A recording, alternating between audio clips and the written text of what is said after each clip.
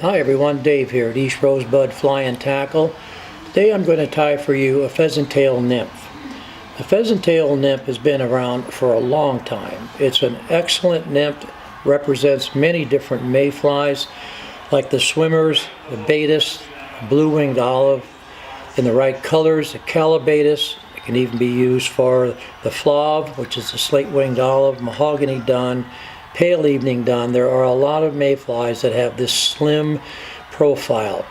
It's as useful to me in my box as the hare's ear nymph, which I've already shown for you. It's a different color, has a slightly different, a narrower profile.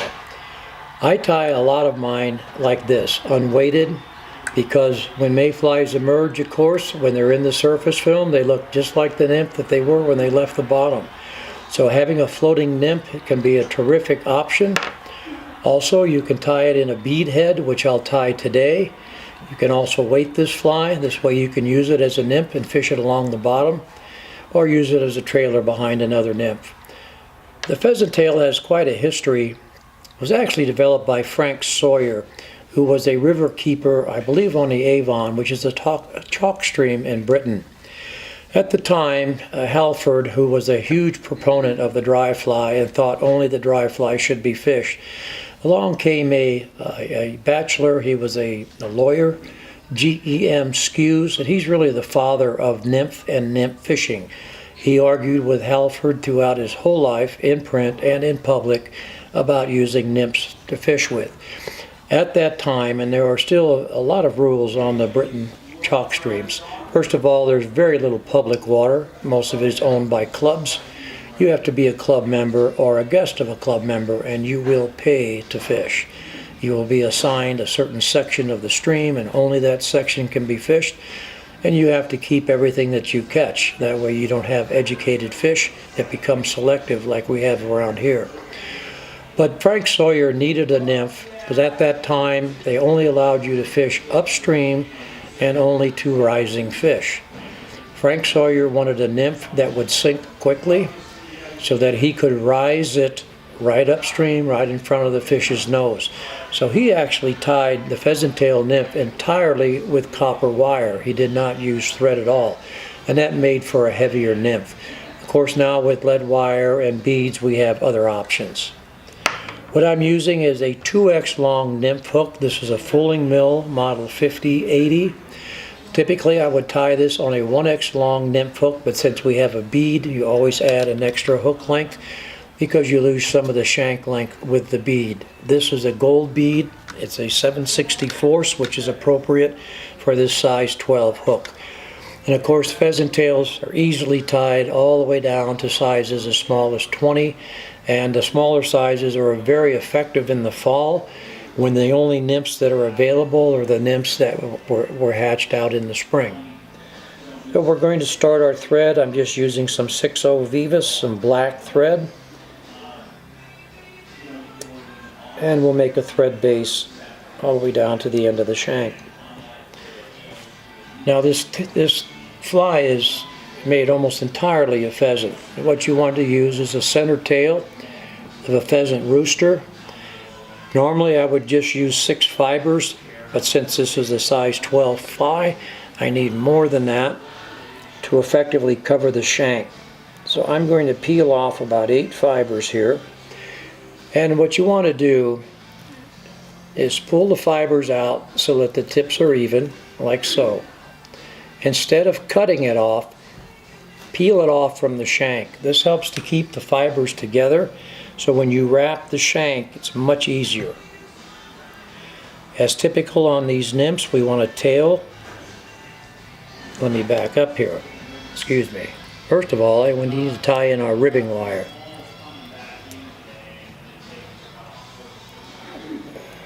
This is size small copper wire.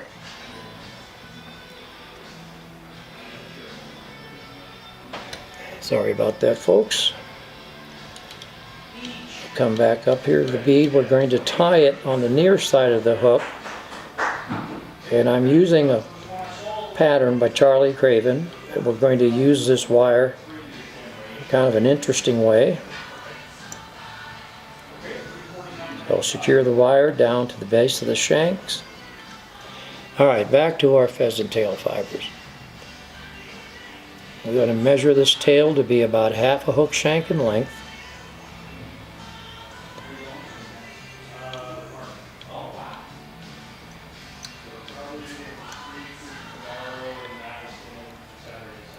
You want to make sure that the pheasant tail is secured on top of the hook shank.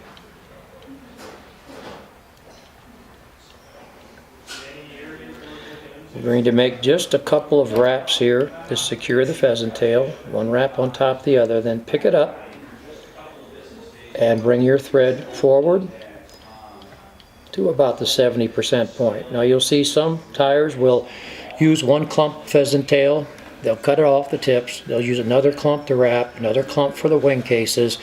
You don't have to be that wasteful with the pheasant tail. Now, because we have stripped our pheasant tail off instead of cut it, it's kind of remained in a band here. Just keep your fingers close to the hook and simply wrap this band of thread or band of pheasant tail forward to where the thread is. Now with a smaller hook, I would have longer fibers left, and I can actually still use these same fibers for the wing case. So I could tie the entire fly with just one bunch of pheasant tail fibers. But since this is a longer hook, I don't have enough usable material there, so I'm going to go ahead and cut it off. Now with the wire, first of all, your first wrap will be under the tails along the hook shank. That helps to perk the tails up. And then we want to wrap several closely spaced wraps, not only for segmentation but to protect the pheasant fiber. This makes the fly much more durable. So we'll wrap 7 or 8 wraps up to the hook, or up to where the thread is.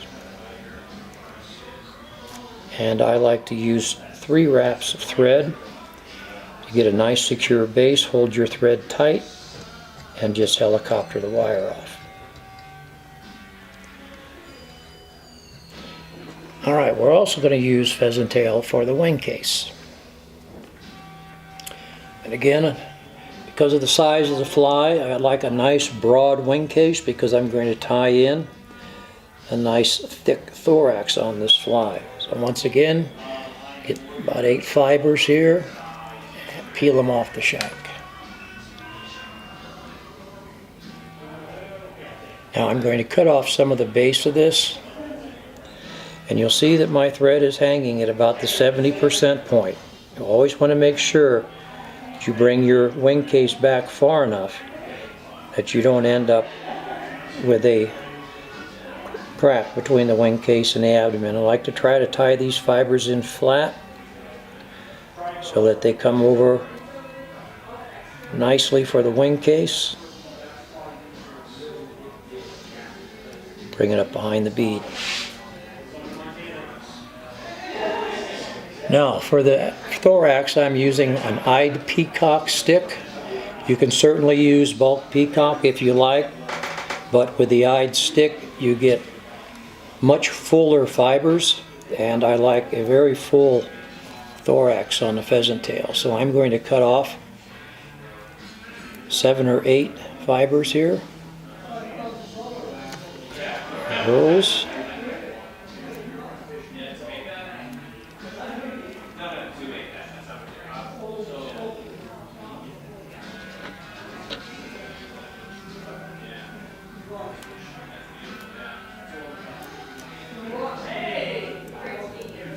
And the top of the eyed stick near the eye is where the thickest hurls are.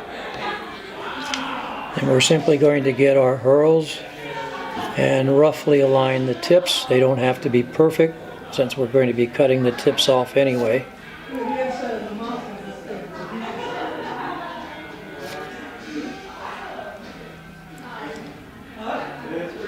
So I have a nice broad swatch here of peacock. Come back a couple of inches, cut the tips off. We'll tie them in here directly behind the bead.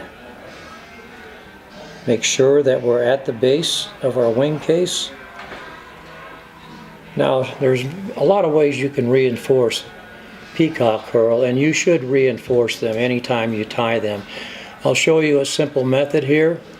All I'm going to do is wrap my peacock around the thread several times.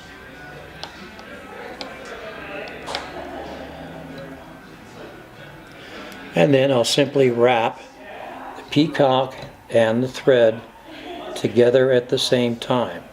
It makes for a nice full thorax, and also one that's very durable. Simply let the peacock unwind.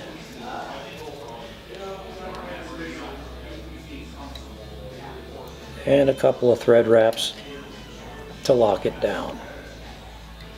I think I've got it all yet. And the reason I'm using black thread is here because it shows less at the head. Alright, now we'll bring our pheasant tail wing case over the top. Try to keep it nice and flat and centered.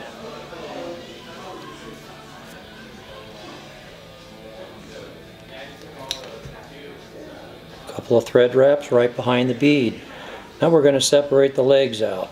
I'm just going to take 3 of the herls here from the far side, bring them along the side, and take a couple of thread wraps back to pin them. I'll take 3 for the other side, remove the extra, not that fish can count, thank God, and do the same thing on this side. Simply bring them back down along the side and use a couple of thread wraps to secure them.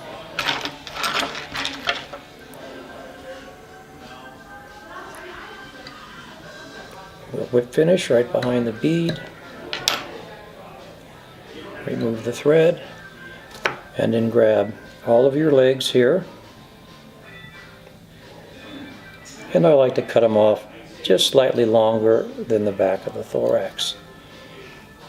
So as I said, on a smaller hook you can use 1 clump of 6 pieces of pheasant tail and tie your entire fly. It's an economical fly to tie. It's an extremely useful fly, and I encourage you to also tie them unweighted with no bead and tie them down to size as small as 20. You'll find them to be a very effective all year long imitation of mayfly nymphs.